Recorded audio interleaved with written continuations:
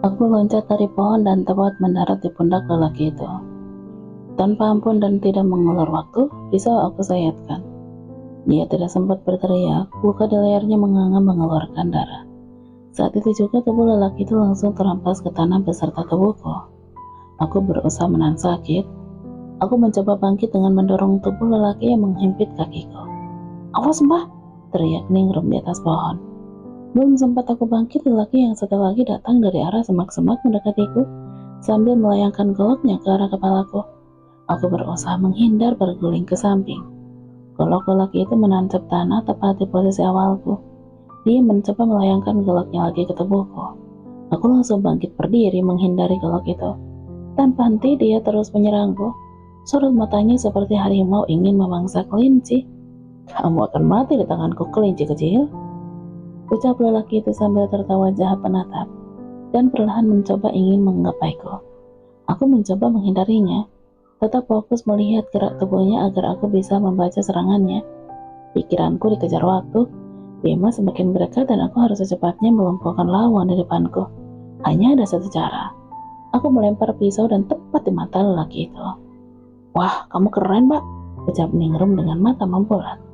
Lelaki itu langsung terhempas ke tanah. Darah bercucuran dari matanya karena pisau sangat dalam mencancap. Aku mengambil pisauku lagi dan satu golok mereka. "Ayo cepat," kataku ke Ningrum. Iya mbak," jawab Ningrum turun dari pohon. Tapi sebelumnya, dia melemparkan tongku ke bawah pohon. "Itu mereka!" teriak seorang laki-laki bersama Bima menunjuk arah aku dan Ningrum. Cahaya senter menerangi wajah Ningrum dan punggungku, karena posisiku menghadap pohon dan membelakangi mereka. "Mbak, mereka melihat kita," ucap Ningrum tegang. "Cepat lari!" Aku dan Ningrum lari secepat mungkin menjauhi mereka. Tapi, arah kali ini aku hafal karena menuju sungai seperti aku pernah melarikan diri bersama Ayu dan Nirani dari rumah kayu. Tidak ada jalan lain. Jika berbalik arah, Bima dan anak buahnya pasti menemukan kami. "Kejar mereka!" Teriakan suara itu sangat dekat di telinga. Mereka memburu kami lagi. Beberapa tembakan mengejar pelarian kami. Aku dan Ningrum berusaha menghindar di antara pohon-pohon. "Jangan sampai lolos!" Kali ini aku mendengar suara Bima. Dia mengerahkan anak buahnya terus mengejarku dan Ningrum, hingga akhirnya kami menemukan bibir sungai. "Kita lari kemana lagi, Mbak?" tanya Ningrum saat kami terhenti sejenak.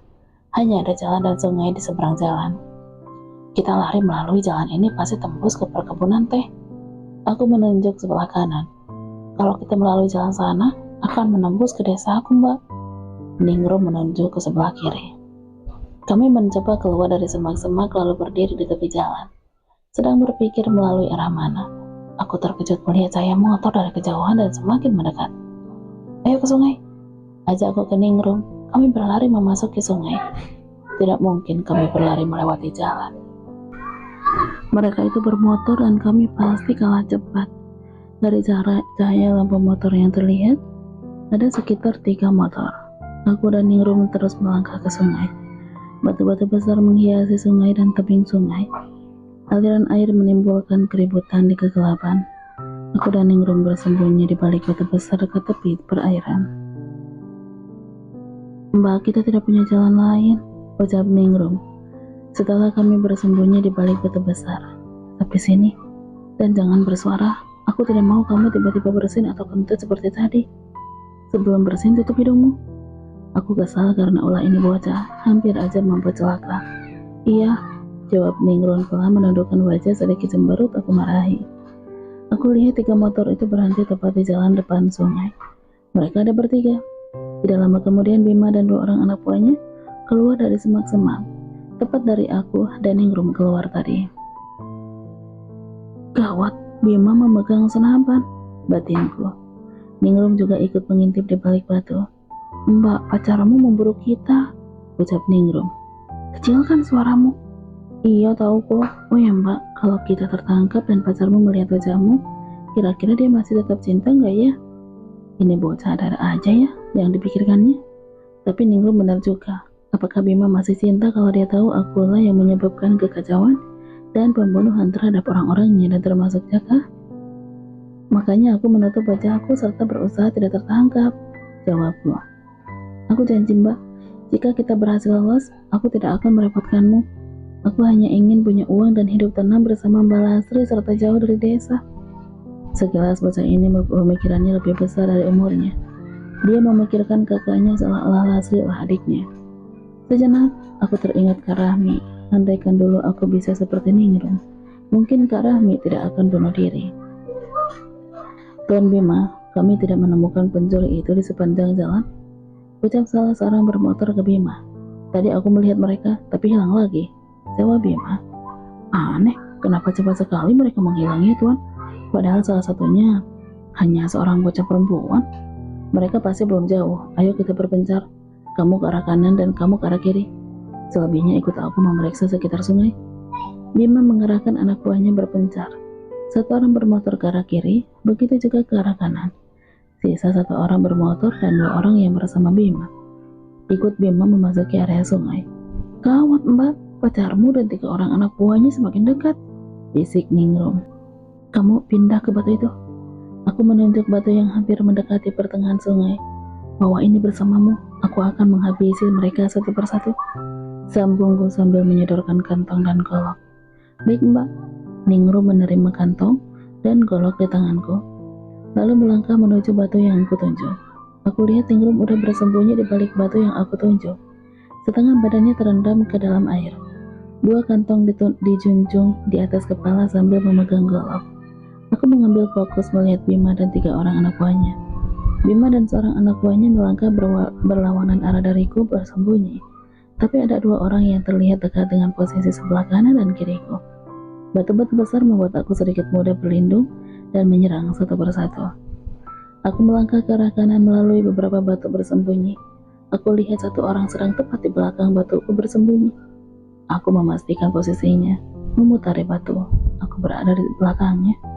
Set, pisauku langsung mendarat ke lehernya. Saat itu juga, dia terhempas dan aku langsung menyeret sedikit mayatnya di balik salah satu batu agar tidak terlihat Bima.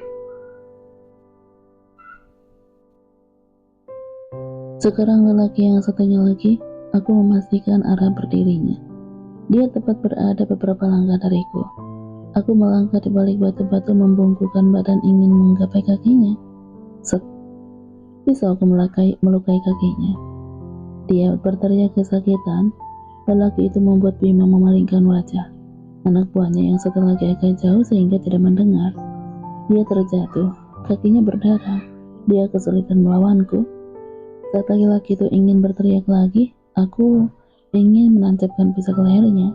Tapi kali ini dia berusaha menahan dengan memegang pergelangan tanganku agar pisau tidak menancapnya. Terjadilah adu kekuatan tangan. Meskipun kakinya terluka, dia tetap punya tenaga kuat menahan tanganku. Aku tidak hilang akal. Ku gunakan kakiku menyentuh lukanya, serta menekan sekuat tenaga. Tangannya goyah, aku berhasil menusukkan pisau ke lehernya agar tidak menimbulkan suara. Setelah dia mati di tanganku, aku secepatnya bangkit dan mengawasi keberadaan Bima dan 1 orang lagi anak buahnya. Anak buahnya melangkah agak jauh dari Bima, tapi yang semakin mendekat adalah Bima sambil memegang senapan. Aku tidak punya banyak waktu menyeret mayat ini. Berbunyi di balik batu, aku berusaha menghindari Bima. Senapan di tangannya membuat aku harus ekstra hati-hati. Menghela napas berusaha tenang, dinginnya malah menusuk tulang. Teriakan air mengalir membuat samaran suara. Aku siap-siap menghadapi Bima. Aku beralih tempat bersembunyi ke balik batu satunya lagi, meskipun air mengalir merendam kakiku sebetis. Aku berusaha melihat keberadaan Bima, tapi dia tidak terlihat. Aku coba melihat ke arah lain, tetap tidak terlihat. Kenapa Bima bisa menghilang cepat? Batinku dengan perasaan tidak enak.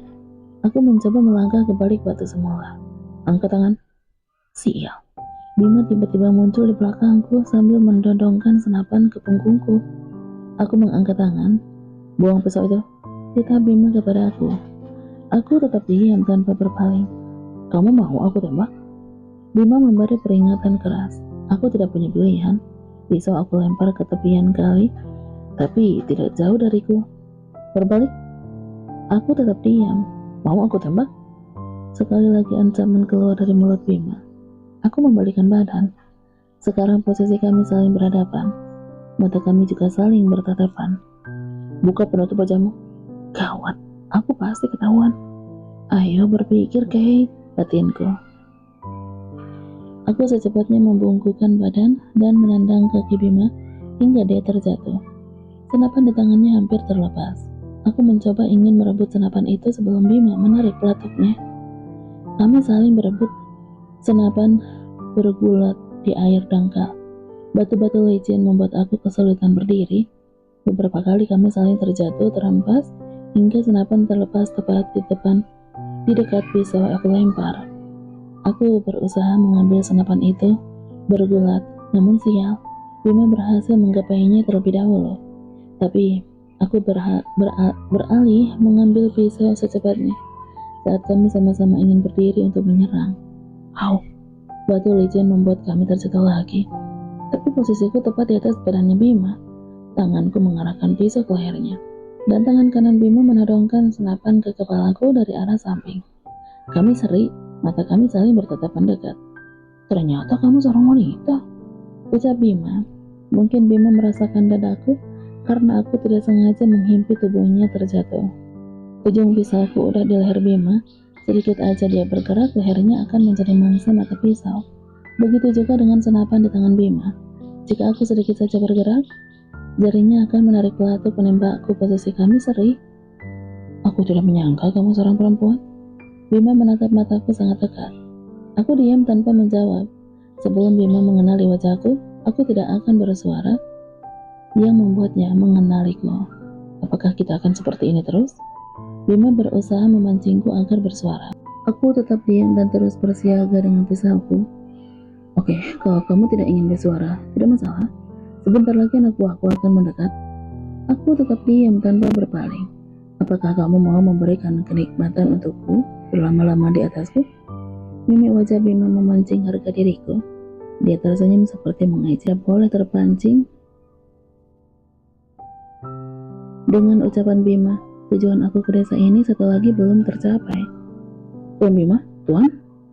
Terdengar teriakan anak buah Bima mencarinya. Aku semakin menekan ujung pisauku bentuk peringatan. Itu anak buahku, kamu pasti kalah, ucap Bima. Aku semakin menekan ujung pisauku hingga leher Bima sedikit berdarah. Ups, santai Nona, jangan sadis. Aku sebenarnya tidak mau menyakiti wanita. Aku tidak memperdulikan perkataan Bima. Dia berusaha menahan sakit akibat ujung pisauku.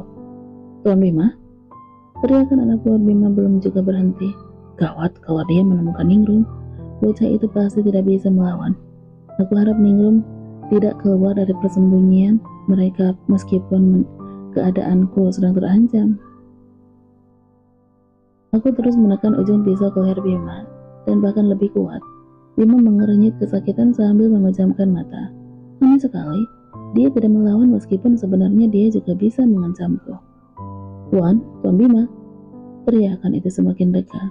Aku menatap tajam ke Bima. Ya, aku sedang bawa air besar, jangan kesini. Teriak Bima menjawab panggilan anak buahnya. Ancamanku berhasil. Bima membuat anak buahnya menjauh dari kami. Wolf, Bima. Siapa wanita di atas tubuhku sekarang? Wajahnya tertutup hingga aku tidak mengenalinya. Aku berusaha memancingnya bersuara, tapi dia tetap diam. Hanya gerakan pisaunya yang menggambarkan kalau dia ingin mengancamku. Kamu sekarang pergi ke arah gudang melalui semak-semak. Barusan aku lihat mereka berlari ke sana. Teriakku lagi ke anak buahku. Baik tuan, jawab anak buahku. Aku yakin dia menuruti perintahku. Aku berusaha membuat anak buahku menjauh. Pelaku pencurian hanya 2 orang wanita, apalagi yang satu lagi masih bocah. Aku tidak tega melihat mereka terkelangkap. Aku pasti membuat mereka digilir anak buahnya sebelum mati. Sebagai bentuk hukuman, aku tidak tega menyaksikannya. Sekarang, apakah kamu mau membunuhku? Kalau aku mati, kamu juga mati. Tapi pikirkan dengan adikmu. Kemanapun dia lari pasti tertangkap. Aku berusaha memperingatinya. Ujung pisaunya sedikit direnggangkan dari leherku. Oke, kalau kamu tidak mau bersuara, mari kita buat kesepakatan. Aku hanya ingin melihat wajahmu. Setelah itu, kamu boleh lari bersama adikmu membawa hasil curian kalian. Wanita itu menggelengkan kepala. Oh, kamu tidak setuju? Sepertinya Punggungku sedikit sakit, kamu menindih badanku. Kalau di tempat tidur pasti nyaman.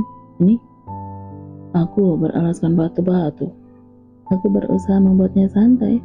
Entah kenapa aku merasa melihat mata Keke.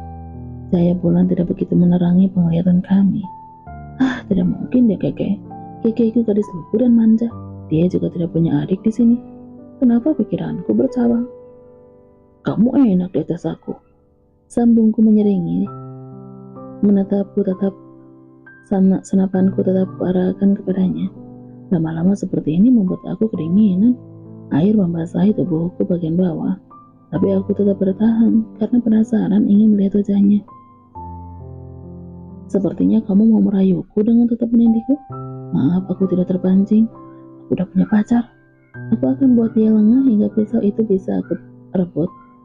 Dia terus menatapku fokus. Dia wanita cerdik yang tidak terpancing dengan ucapanku. Tidak jauh dari kami, aku mendengar suara seorang keluar dari balik batu dekat perairan. Rasa penasaran membuat aku ingin memalingkan wajah. Au, sial.